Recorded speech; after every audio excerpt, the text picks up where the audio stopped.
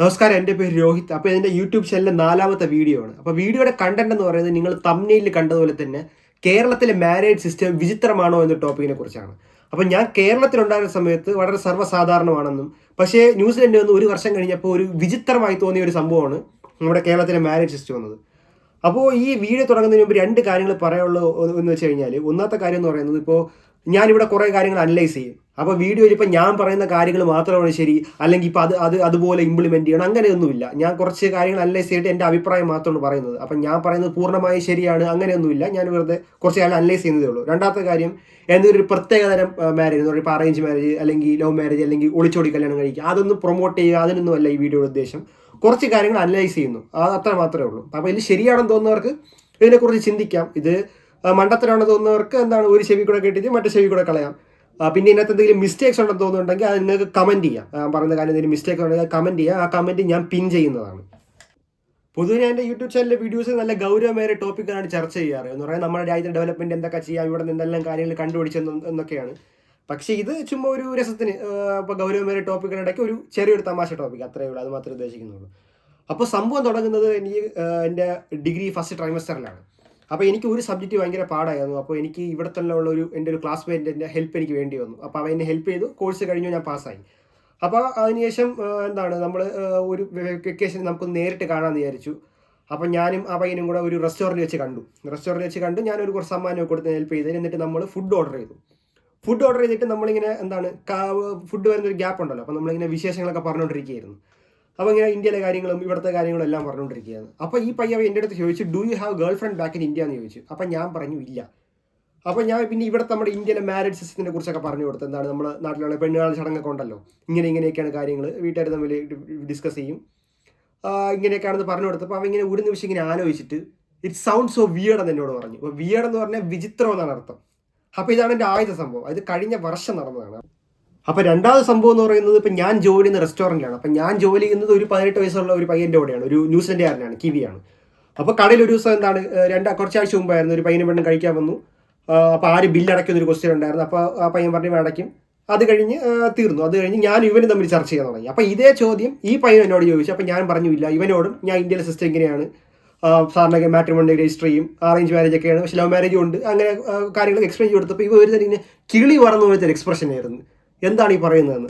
അതാണ് ഈ രണ്ടാമത്തെ സംഭവം. അപ്പം ഞാൻ ഇങ്ങനെ ഈ സംഭവങ്ങൾ കഴിഞ്ഞു വെക്കേഷനൊക്കെ. അപ്പം ഞാൻ ഇങ്ങനെ ആലോചിക്കുകയാണ്, അപ്പം നമ്മുടെ രാജ്യത്ത് ഇങ്ങനെ നടക്കുന്ന ഒരു സംഭവം, അല്ലെങ്കിൽ നമ്മുടെ സമൂഹത്തിൽ നടക്കുന്ന സംഭവം ഇങ്ങനെ പറയുമ്പോൾ ഇവർക്ക് എന്താണ് ഇത്ര ഞെട്ടൽ, എന്താണ് ഇവർക്ക് ഇത്ര വിചിത്രമായിട്ട് തോന്നുന്നത്, സർവ്വസാധാരണമായ ഒരു കാര്യമല്ലേ ഞാൻ ചിന്തിച്ചു. പിന്നെയാണ് ഞാൻ ഇതിനെക്കുറിച്ച് ചിന്തിച്ചു തുടങ്ങുന്നത്, എന്താണ് ഇതിനെക്കുറിച്ചുള്ള കാര്യങ്ങളെന്നൊക്കെ.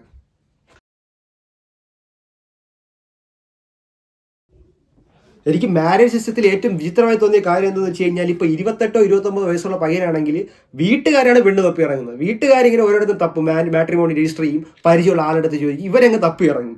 ഇവിടുത്തെ സിസ്റ്റം എന്ന് പറഞ്ഞാൽ 18 വയസ്സ് കഴിഞ്ഞാൽ അവർ അഡൽട്ടാണ്. അപ്പോൾ 18 വയസ്സ് കഴിഞ്ഞാൽ അവർ സ്വന്തമായിട്ട് നമ്മുടെ കാര്യങ്ങൾ ചെയ്യണം. എന്ന് പറഞ്ഞു കഴിഞ്ഞാൽ ഇപ്പോൾ നമ്മുടെ സ്റ്റുഡൻസിനെ പോലെ പാർട്ട് ടൈം ജോലി ചെയ്യണം, പഠിക്കണം, അതിൻ്റെ കൂടെ തന്നെ നമ്മളെ എക്സ്പെൻസ് നമ്മൾ മാനേജ് ചെയ്യണം, അങ്ങനെ ഒരു സിസ്റ്റമാണ്. ഇപ്പം ഇവിടെ എന്ന് പറഞ്ഞാൽ ഇപ്പോൾ കല്യാണം കഴിക്കണമെങ്കിൽ അവർ തന്നെ ആരെയാണോ കല്യാണം കഴിക്കണം അവർ തന്നെ കണ്ടുപിടിക്കണം, അല്ല വീട്ടുകാരെ കണ്ടുപിടിച്ച് കൊടുക്കില്ല. വീട്ടുകാരുടെ ജോലിയല്ല ഇത് പെണ്ണി അല്ലെങ്കിൽ പയ്യനെ കണ്ടുപിടിച്ച് കൊടുക്കുക എന്നത്.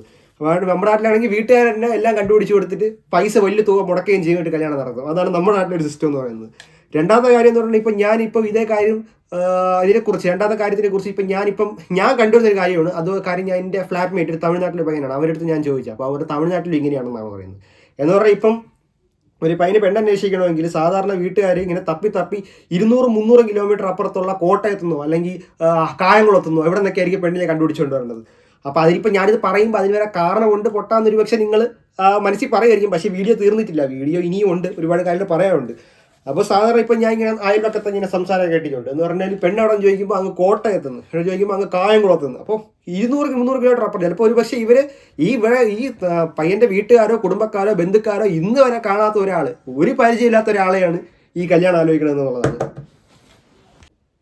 അപ്പോൾ ഞാനൊരു കാര്യം പറയാൻ ആഗ്രഹിക്കുന്നതെന്ന് പറഞ്ഞാൽ, ഞാൻ +1 +2 പഠിക്കുമ്പോൾ ഉള്ള ഒരു ഇൻസിഡൻ്റ് ആണ്. എന്ന് പറഞ്ഞു കഴിഞ്ഞാൽ, ഞാൻ ഇപ്പോൾ ഒരു 3 മണിക്കൂർ മാത്സ് ക്ലാസ്സാണ്. അപ്പോൾ സാറിന് 5 തൊട്ട് 10 മിനിറ്റ് വരെ ബ്രേക്ക് തരും. അപ്പോൾ അതിനിടയ്ക്ക് ഒരു പയ്യൻ പറഞ്ഞു, ആ ബ്രേക്ക് ടൈമിൽ പയ്യൻ പറഞ്ഞു പറഞ്ഞാൽ അവൻ്റെ ചേച്ചിയെ ഒരാൾ പെണ്ണ് കാണാൻ വന്നു. ആ പയ്യന് അവൻ ഇഷ്ടപ്പെട്ടില്ല, എന്തോ ലുക്കിൻ്റെ എന്തോ പ്രശ്നം ഉണ്ടായിരുന്നു, ഇഷ്ടപ്പെട്ടില്ല. അപ്പോൾ സാർ അവന് തിരിച്ചു കൊടുത്ത മറുപടി എന്ന് പറയുന്നത് ലുക്കിലല്ല, അവരുടെ ക്യാരക്ടർ തമ്മിൽ മാച്ച് ചെയ്യുന്നുണ്ട്. ക്യാരക്ടർ തമ്മിൽ മാച്ച് ചെയ്യുന്നുണ്ടെങ്കിൽ അങ്ങനെയുള്ളവരാണ് കല്യാണം കഴിക്കണമെന്നാണ് സാറ് പറഞ്ഞത്. അപ്പോൾ സാർ അന്ന് പറഞ്ഞ കാര്യം ഇന്ന് ഈ ഒരു കാര്യം അനലൈസ് ചെയ്യുമ്പോൾ അത് ശരിയാണെന്ന് ഞാൻ ഇന്നും വിശ്വസിക്കുന്നുണ്ട്. അത് സത്യം തന്നെയാണ്. ഇനി ഒരു ഉദാഹരണം, 2 ഉദാഹരണം പറയുകയാണെങ്കിൽ, ഇപ്പോൾ ഒരു ക്ലാസ്സിൽ ഒരു 30-35 പേര് കാണും. അപ്പോൾ 30-35 പേരുണ്ടെങ്കിൽ അതിൽ ചിലപ്പോൾ 1-2 പേരായിരിക്കും നമ്മുടെ ക്ലോസ് ഫ്രണ്ട്സ് ആകുന്നത്. ആ ഫ്രണ്ട്സ് ആയിട്ടുള്ള ആളുകൾ ഒരുപക്ഷെ എത്ര വർഷങ്ങൾ പോയാലും, ഇപ്പോൾ നമ്മുടെ അച്ഛൻ്റെ അമ്മയുടെ പ്രായമുള്ള ആളാണെങ്കിൽ അവർക്കും കാണും സ്കൂൾ ടൈമിലുണ്ടായിരുന്ന അവരുടെ ഫ്രണ്ട്സ് ഇപ്പോഴും അവർക്ക് ഫ്രണ്ട്സ് ആയിട്ട് അവർ കാണും. അതെന്തുകൊണ്ടാണെന്ന് ചോദിച്ചു കഴിഞ്ഞാൽ അവരുടെ ക്യാരക്ടർ മാച്ച് ചെയ്യുന്നതുകൊണ്ടും അവരുടെ ഇൻട്രസ്റ്റുകൾ മാച്ച് ചെയ്യുന്നതുകൊണ്ടാണ്. അപ്പോൾ ഇനി ഒരു ഹസ്ബൻഡിൻ്റെ വൈഫിൻ്റെ കേസ് പറയുകയാണെങ്കിൽ, ഒരു ഉദാഹരണത്തിന് ഇപ്പോൾ 2 പേര് കല്യാണം കഴിച്ചു. ആ ഉദാഹരണത്തിൽ ഇപ്പോൾ ഫസ്റ്റ് ഒരു 2 ഉദാഹരണം മാത്രമേ ഇവിടെ പറയുന്നുള്ളൂ. 2ാം ഇതിൽ എന്ന് പറഞ്ഞാൽ വൈഫ് ഇപ്പോൾ ഉദാഹരണത്തിന് ഇപ്പോൾ ഒരു മൂവിയൊക്കെ കാണാൻ ആഗ്രഹിക്കുന്ന ഒരാളാണ്, പക്ഷേ ഹസ്ബൻഡ് അതിനൊന്നും ആഗ്രഹിക്കുന്ന ആളല്ല, എപ്പോഴും വീട്ടിനകത്ത് ഇരിക്കാൻ ഇഷ്ടമുള്ള ആളാണെങ്കിൽ ഒരു കേസ്. 2ാമത് വേറൊരു കേസ് എന്ന് പറയുന്നത്, ഈ വൈഫ് ഒരുപാട് ചുറ്റിക്കറങ്ങി യാത്ര ചെയ്യാൻ താല്പര്യമുള്ള ആളാണ്, പക്ഷേ ഹസ്ബൻഡ് അത് സമ്മതിക്കാത്ത ആളാണ്. അപ്പോൾ ഇവിടെ 2 രീതിയിൽ ക്യാരക്ടർ മിസ്മാച്ച് വന്നു, അല്ലെങ്കിൽ അവരുടെ ഇഷ്ടങ്ങൾ തമ്മിൽ മിസ്മാച്ച് വന്നു. ഇപ്പോൾ ഒരു മാച്ച് നമ്മൾ നോക്കുമ്പോൾ 100% പെർഫെക്റ്റ് മാച്ചിങ് എനിക്ക് തോന്നുന്നില്ല കിട്ടുമെന്ന്. അപ്പോൾ നമ്മൾ 100% മാച്ച് ചെയ്യണമെന്ന് നിർബന്ധമില്ല. ഒരു പരിധി വരെ ക്യാരക്ടർ മാച്ച് നോക്കിയിട്ട് ആ ക്യാരക്ടർ തമ്മിൽ മാച്ച് ചെയ്യുന്നവരാണ് ശരിക്കും കല്യാണം കഴിക്കേണ്ടത്. ഞാൻ കുറച്ച് മുമ്പ് പറഞ്ഞ ആ ഉദാഹരണം ഇപ്പോൾ നമ്മളൊരു ഫ്ലാറ്റിലോ അല്ലെങ്കിൽ ഒരു ഹോസ്റ്റലിലോ ഇപ്പോൾ ഒരു സ്റ്റുഡൻസ് ഗ്രൂപ്പായിട്ട് താമസിക്കുമ്പോൾ അവിടെ ആപ്ലിക്കബിൾ ആണ്. എന്ന് പറഞ്ഞാൽ ഇപ്പോൾ ഒരുപാട് സ്റ്റുഡൻസ് ഉണ്ടെങ്കിൽ 1-2 പേരെയൊക്കെ നമുക്ക് ഭയങ്കര ഇഷ്ടമായിരിക്കും, നമുക്ക് കൂടെ സമയം സ്പെൻഡ് ചെയ്യാനൊക്കെ ഇഷ്ടമായിരിക്കും. നേരെ മറിച്ച് ഒരു 2-3 പേരെ സംസാരിക്കാൻ നമുക്ക് വട്ടെടുക്കും. അങ്ങനെയൊക്കെ കേസുകൾ കാണും. അപ്പം എന്ന് പറഞ്ഞാൽ ഇപ്പോൾ എന്തുകൊണ്ടാണെന്ന് ചോദിച്ചു കഴിഞ്ഞാൽ, ആ 2-3 പേര് തമ്മിൽ ക്യാരക്ടർ മാച്ച് ചെയ്യുന്നില്ല, നേരെ മറിച്ച് മറ്റേ കൂട്ടർ തമ്മിൽ ക്യാരക്ടർ മാച്ച് ചെയ്യുന്നു, അല്ലെങ്കിൽ അവരുടെ ഇഷ്ടങ്ങൾ മാച്ച് ചെയ്യുന്നു. അതുകൊണ്ടാണ്.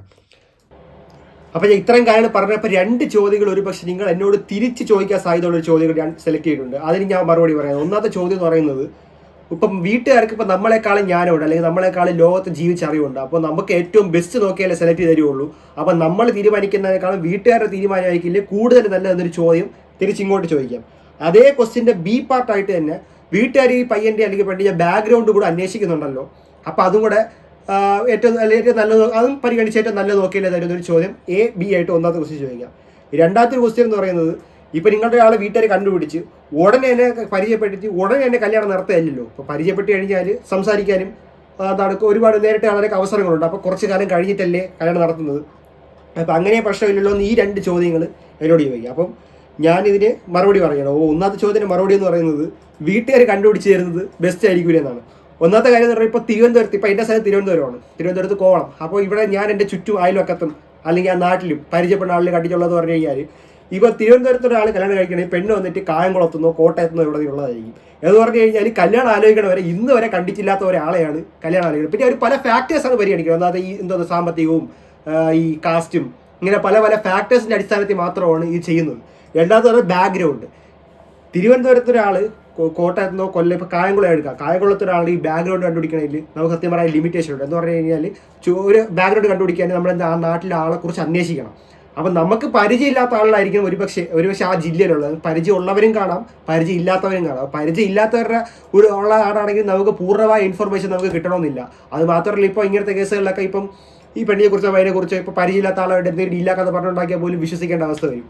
2ാമത്തെ കാര്യം എന്ന് പറയുന്നത്, ക്യാരക്ടർ മാച്ച് ചെയ്തിട്ടാണല്ലോ ഇപ്പം കല്യാണം കഴിക്കുന്നത്. വെച്ചാൽ കണ്ടു കുറച്ച് കാലം കഴിഞ്ഞിട്ട് ഒരു ഗ്യാപ്പ് ഇട്ടിട്ടാണല്ലോ കല്യാണം കഴിക്കുന്നത്. കണ്ട് പരിചയപ്പെട്ട് ഉടനെ കല്യാണം കഴിക്കണമല്ലോ എന്നൊരു ചോദ്യം കൊണ്ട് ചോദിക്കും.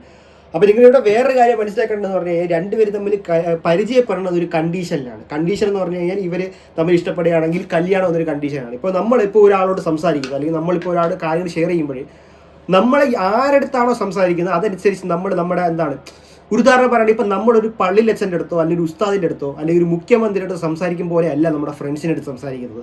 നമ്മൾ ഓരോ ആളായിട്ട് സംസാരിക്കുന്നതനുസരിച്ച് നമ്മുടെ സ്വഭാവം മാറും. ഇപ്പോൾ ഞാൻ മനസ്സിലാക്കുന്നിടത്തോളം, ഇപ്പോൾ ഇങ്ങനെ ഒരാളെ സംബന്ധിച്ചിടത്തോളം, നമ്മൾ ഒരു പള്ളിയച്ഛനോ അല്ലെങ്കിൽ ഒരു ഉസ്താദോ അങ്ങനത്തെ ഒരാളെ സംബന്ധിച്ചിടത്തോളം അവരുടെ അടുത്ത് നമ്മൾ വളരെ മാന്യമായിട്ടായിരിക്കും അല്ലെങ്കിൽ വളരെ ബഹുമാനത്തോടെ സംസാരിക്കുന്നത്. അപ്പോൾ അവരെ സംബന്ധിച്ചിടത്തോളം ഒരിക്കലും നമ്മുടെ യഥാർത്ഥ സ്വഭാവം എന്താണെന്നൊന്നും കറക്റ്റായിട്ട് മനസ്സിലാക്കാൻ പറ്റില്ല. നേരെ മറിച്ച് നമ്മുടെ ഫ്രണ്ട് സർക്കിളുള്ളവരാണെങ്കിൽ നമ്മൾ വളരെ കാഷ്വലായിട്ടായിരിക്കും സംസാരിക്കുന്നത്. അപ്പോൾ അങ്ങനെയുള്ളവർക്ക് മാത്രമേ മനസ്സിലാക്കാൻ പറ്റുള്ളൂ. ഇനി വേറൊരു ഉദാഹരണം പറയുകയാണെങ്കിൽ, ഇപ്പോൾ എക്സ് എന്നവരുടെ പയ്യൻ, ആ പയ്യൻ തിരുവനന്തപുരത്ത് അല്ലെങ്കിൽ ഇപ്പോൾ കൊല്ലത്തുള്ളതാണ്. വൈ എന്ന പേരുള്ള പെണ്ണ് ഇപ്പം ആലപ്പുഴ ഉള്ളതാണ്, അല്ലെങ്കിൽ ഒരുപാട് ദൂരം ഉള്ളതാണെന്ന് വിചാരിക്കുക. അപ്പോൾ ഇവർ തമ്മിൽ പരിചയപ്പെട്ട ഉദാഹരണത്തിന് ഇപ്പോൾ എക്സ് എന്ന് പറഞ്ഞ പയ്യെ ഇപ്പം ഡ്രഗ്സിന് അഡിക്റ്റ് ആയ ഒരാളാണെന്ന് വിചാരിക്കുക. ഡ്രഗ്സിന് അഡിക്റ്റ് ആയ ആളോ അല്ലെങ്കിൽ കഞ്ചാവ് വലിക്കുന്ന ആളാണെന്ന് വിചാരിക്കുക. നിങ്ങൾ തോന്നുന്നുണ്ടോ ഇപ്പോൾ ഇവർ സംസാരിക്കുമ്പോൾ ഞാൻ കഞ്ചാവൊക്കെ വലിക്കുന്ന ഒരാളാണ്, എൻ്റെ കട്ടിലിൻ്റെ അടിയിലും തലനടിയും കഞ്ചാവുണ്ട്, അപ്പം നിങ്ങൾ കല്യാണം കഴിക്കാൻ സമ്മതമാണ്? അതൊന്നും ആരും പറയില്ല.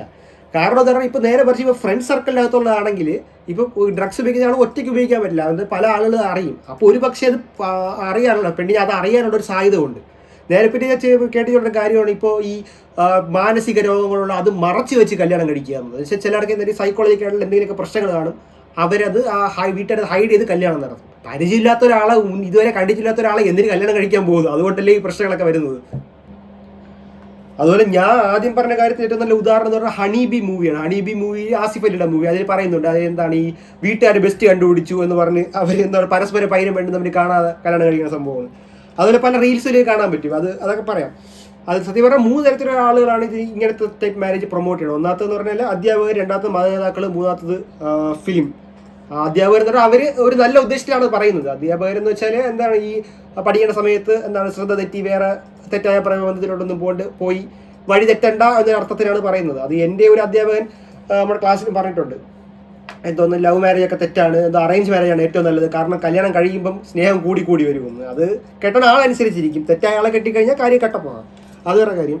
ഇപ്പം രണ്ടാമത് ഈ മത നേതാക്കൾ എന്ന് പറയുമ്പോൾ ഞാനൊരു പള്ളിയച്ചൻ പറയുന്നത് കേട്ടതാണ്. എന്താണ് ഈ 90%, 80% എന്തോ ഈ ലവ് മാരേജ് എല്ലാം ഫെയിലാണെന്ന്. എന്ന് വെച്ചാൽ ഇപ്പം ഈ കാര്യം ഉള്ളതാണെങ്കിൽ ഇപ്പം ചില കേസുകൾ എന്ന് പറഞ്ഞാൽ ഇപ്പം ഈ എന്തെങ്കിലും ഒരു ഫാക്ടർ കണ്ട് പ്രണയിക്കുന്നവർ എന്ന് പറഞ്ഞു കഴിഞ്ഞാൽ ഇപ്പം ഭയങ്കര പണമുള്ള പയ്യന് വീട്ടിൽ ഭയങ്കര പണമുള്ളതാണ്. അപ്പോൾ ആ ഒരു കാരണം കൊണ്ട് കല്യാണം പ്രേമിച്ച് കല്യാണം കഴിച്ച്, അല്ലെങ്കിൽ ഭയങ്കര സൗന്ദര്യം കണ്ട് പ്രേമിച്ച് കല്യാണം കഴിച്ചു. അപ്പോൾ അങ്ങനെ ഈ ക്യാരക്ടർ മാച്ചിങ് നോക്കാതെ ഇങ്ങനത്തെ കേസുകളൊക്കെ ഫെയിലായി പോകാൻ സാധ്യതയുണ്ട്. പിന്നെ ക്യാരക്ടർ മാച്ച് ചെയ്യുന്ന അല്ലെങ്കിൽ ഒരേ ടൈപ്പ് ഇഷ്ടമുള്ള ആളുകൾ കല്യാണം കഴിച്ച് ഒന്നിച്ച് പോയില്ല എങ്കിൽ പിന്നെ ആരാണ് പിന്നെ ഒന്നിച്ച് പോകുന്നത്? അങ്ങനെ ഒരു ചോദ്യം കൂടെ ഉണ്ട് ഇവിടെ പറയാം. പിന്നെ മൂന്നാമത്തെ ഫിലിംസ് ആണ്. ഫിലിം എന്ന് പറഞ്ഞാൽ ഇപ്പം ഈ അല്ലു അർജുൻ്റെ ഫിലിം ഉണ്ട്. നമ്മുടെ കൊച്ചിലെ വരകം എന്നാണ് സിനിമ. അല്ലു അർജുനും ആര്യയൊക്കെ നമ്മുടെ കൊച്ചിലെ ഞാനൊക്കെ ചെറുതായിരുന്നപ്പോൾ ഭയങ്കര താല്പര്യത്തോടെ കണ്ടുകൊണ്ടിരിക്കുക. ഇല്ല ക്ലൈമാക്സ് അല്ലു അർജുൻ ആര്യനെയൊക്കെ കൊല്ലും. അപ്പോൾ അതിലൊരു അവരുടെ ആചാരത്തിലുള്ള 10 ദിവസത്തെ കല്യാണമാണ്. 10 ദിവസത്തെ കല്യാണത്തിന് 9ാമത്തെ 8ാമത്തെ ഈ കറക്റ്റായിട്ട് ഓർമ്മയില്ല എത്ര ദിവസം പയ്യനും പെണ്ണും തമ്മിൽ കാണണം. അതിന് മുമ്പ് കണ്ടിട്ടേ ഇല്ല. അതൊക്കെ ഓരോ സിനിമകളിൽ കാണാൻ രസമുണ്ട്. പക്ഷേ റിയൽ ലൈഫിൽ ഇതൊക്കെ ഭൂലോക പൊട്ടത്തരമാണ്. പിന്നെ നമ്മുടെ അവിടെ ഞാൻ നേരത്തെ പറഞ്ഞ വേറെ ജില്ലകളിലൊക്കെ ഇങ്ങനെ തപ്പി പോകണമെന്ന് പറഞ്ഞു കഴിഞ്ഞാൽ പല റീസൺസ് ഉണ്ട്. ഇന്നത്തെ ചിലർ ഫിനാൻഷ്യലി ഇതൊക്കെ നോക്കും, കാസ്റ്റ് ഒക്കെ നോക്കുന്ന ആളുണ്ട്. ഇപ്പം ഞാൻ കേട്ടിട്ടുണ്ട് പണ്ട് ഇത് കേട്ടറിവാണ് ഉള്ളതാണെന്ന് എനിക്കറിയില്ല. ഇപ്പം ഈ തോമസ് ലീഹയുടെ ഡയറക്റ്റ് മാമൂസ് സ്വീകരിച്ച ചില കൂട്ടരുണ്ടെന്ന് കേട്ടിട്ടുണ്ട്. അവർ തോമസ് ലീഹയുടെ ഡയറക്റ്റ് മാമൂസ് സ്വീകരിച്ച ആ സഭയുള്ള ആളുകളെ മാത്രമേ കല്യാണം കഴിക്കുകയുള്ളൂ. എന്ന് വെച്ചാൽ കാസ്റ്റ് സിസ്റ്റമാണ്. മാത്രമല്ല മറ്റ് പല മതങ്ങളിലും ഈ കാസ്റ്റൊക്കെ പോയി കല്യാണം, കാസ്റ്റ് സിസ്റ്റം ഒക്കെ എടുത്ത് തോട്ടിക്കളേണ്ട സമയം പണ്ടേ കഴിഞ്ഞ്. കാസ്റ്റ് സിസ്റ്റത്തിനെ കുറിച്ചൊക്കെ ഇനി വീഡിയോ വരുന്നുണ്ട്, അത് ഞാൻ ചെയ്യുന്നുണ്ട്. അത് വിട്ടേക്ക്, അത് അപ്പോൾ ഡിസ്കസ് ചെയ്യാം.